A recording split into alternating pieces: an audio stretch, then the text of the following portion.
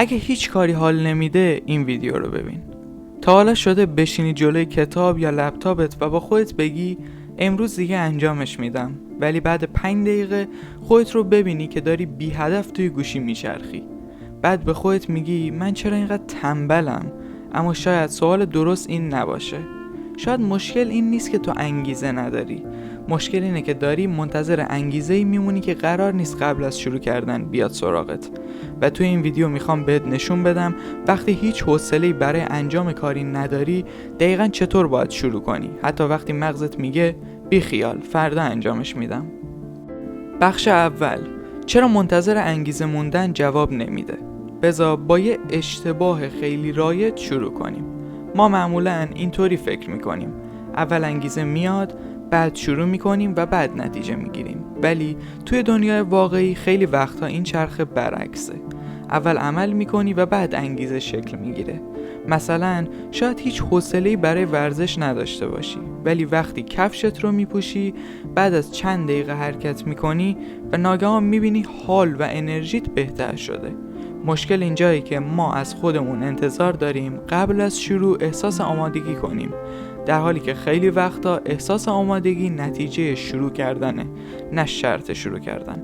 پس اگه منتظری یه روز از خواب بیدار بشی و یهویی فوق‌العاده با انگیزه باشی و تمام کارهای عقب افتادت رو انجام بدی، باید بهت بگم که احتمالاً قرار خیلی منتظر بمونی. بخش دوم، قانون 5 دقیقه. اینجا یه تکنیک ساده وارد میشه، یعنی قانون 5 دقیقه. کاری که ازش فرار میکنی رو انتخاب کن و به خودت نگو باید کامل انجامش بدم، فقط بگو 5 دقیقه انجامش میدم. درس داری؟ فقط 5 دقیقه بخون. اتاقت نامرتبه؟ فقط 5 دقیقه مرتب کن. باید روی پروژت کار کنی؟ فقط 5 دقیقه شروع کن. قرار نیست با این روش یک شبه آدم فوق‌العاده‌ای بشی. هدف چیز دیگه ایه. تو داری مقاومت ذهنی قبل از شروع رو میکشی. چون مغز ما معمولاً از خود کار نمیترسه، از تصویری که از بزرگی اون کار توی ذهنش ساخته شده میترسه.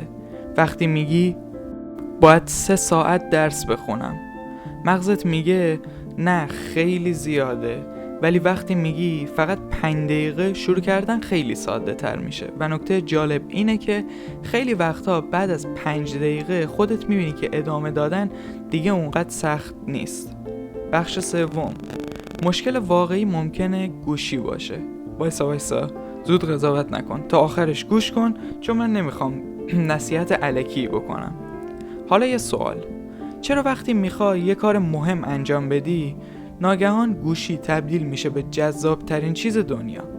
چون گوشی بهت پاداشهای سریع میده، یه ویدیو، یه پیام، یه اسکرول، یه محتوای جدید. اما کارهایی مثل درس خوندن، ورزش کردن یا ساختن یه مهارت معمولاً پاداش فوری ندارن.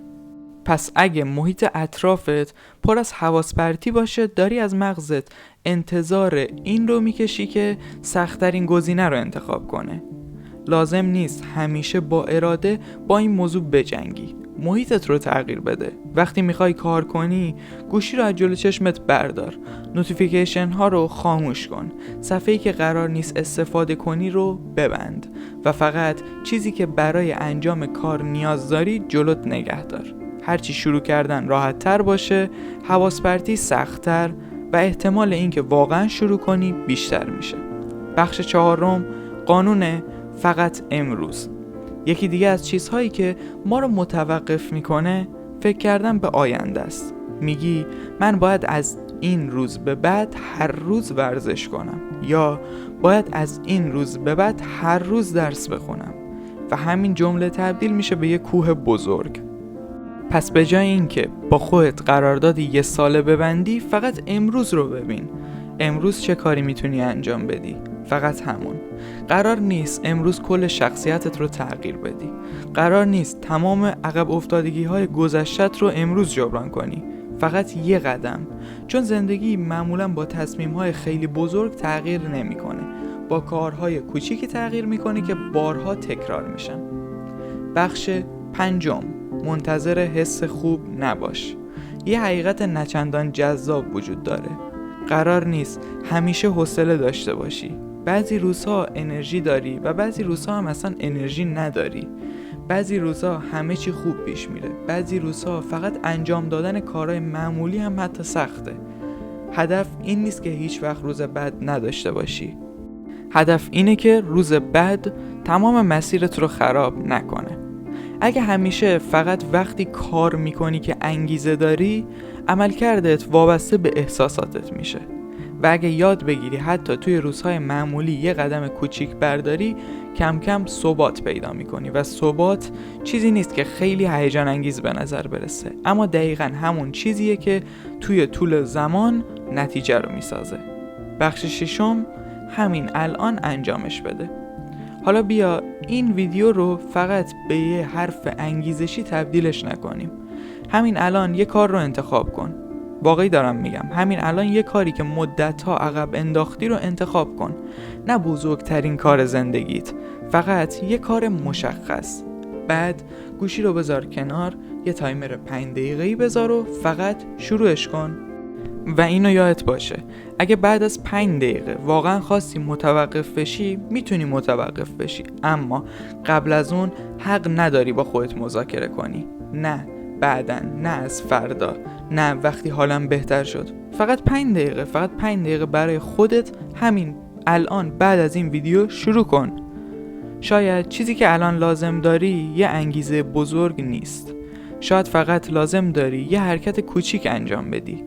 پس بعد از این ویدیو فقط 5 دقیقه روی کاری که عقب انداختی وقت بذار و اگه انجامش دادی بیا توی کامنت ها بنویس شروع کردم. اینو برای من ننویسی، برای اینکه ببینی امروز حداقل یه بار به جای منتظر موندن شروع کردی مینویسی. و اگه به این مدل محتوا علاقه‌مندی و احساس میکنی این محتوا به دردت میخوره، کانال رو دنبال کن، چون قراره توی ویدیوهای بعدی دقیق‌تر درباره ساختن عادت، تمرکز و بیرون اومدن از چرخه عقب انداختن کارها صحبت کنیم. خیلی ممنون که تماشا کردی و تا ویدیوهای بعدی فعلا.